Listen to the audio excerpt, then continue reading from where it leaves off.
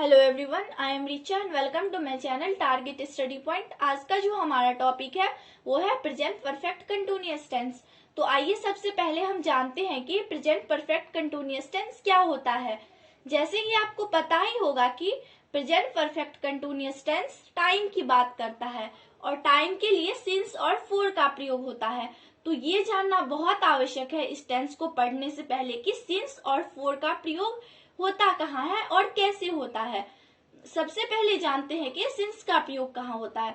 तो ध्यान रखिएगा, सिंस का प्रयोग पॉइंट ऑफ टाइम, निश्चित समय के लिए सिंस का प्रयोग किया जाता है। ओके, जब हम किसी टाइम को पर्टिकुलर मतलब एकदम फिक्स की बात करेंगे तो सिंस लगाएंगे। लेकिन फोर का प्रयोग period of time, period of time का मतलब होता है अनिश्चित समय जिसमें ड्यूरेशन की बात की गई हो, टाइम का पता नहीं चल रहा, तो उसको हम बोलेंगे अनिश्चित समय यानी कि पीरियड ऑफ टाइम। तो उसके लिए फोर का यूज करेंगे। ओके, एग्जाम्पल से थोड़ा क्लियर कर लेते हैं। जैसे मैंने बोला 2 बजे से, इसमें 2 बजे से एकदम पूरा फिक्स है तो इसमें लगेगा सिंस 2 o'clock। यहीं पे अगर मैं बोलूं 2 घंटे से, तो 2 घंटे एक ड्यूरेशन है, पता नहीं चल रहा है कि कौन से 2 घंटे की बात चल रही है, तो हम बोलेंगे फॉर 2 hours। अगर मैं बोलूं 5 सालों से, तो 5 साल ड्यूरेशन है इसलिए आंसर होगा फॉर 5 years। अगर मैं बोलूं 10 मिनट से, तो 10 मिनट्स एक ड्यूरेशन है इसलिए आंसर होगा फॉर 10 मिनट्स। अगर हम प्रेजेंट परफेक्ट की डेफिनेशन की बात करें तो इसका डेफिनेशन होगा the action which starts in past and continuous in present itself is put in this category of tense। यानी कि वह एक्शन जो भूतकाल में स्टार्ट हुआ हो लेकिन अभी भी चल रहा हो उसको हम लोग प्रेजेंट परफेक्ट कंटिन्यूअस टेंस बोलते हैं। ओके, अगर हम हिंदी में बात करें तो हिंदी में इसकी पहचान होती है, मीन्स आइडेंटिटी होती है, से रहा है, से रही है और से रहे हैं।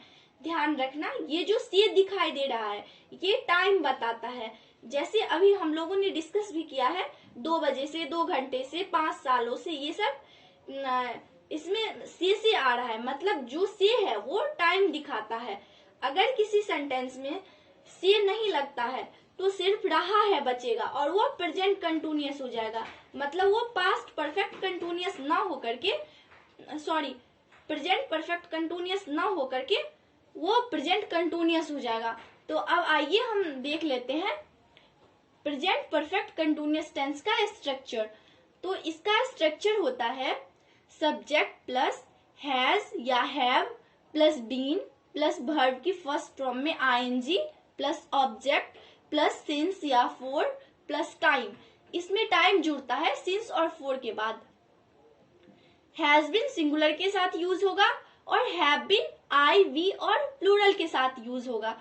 जैसे हमारा पहला एग्जाम्पल है, वो 2 दिनों से खेल रहा है, इसमें 2 दिनों से यानी कि ड्यूरेशन की बात चल रही है तो 4 लगाएंगे तो आंसर हो जाएगा he has been playing for 2 days।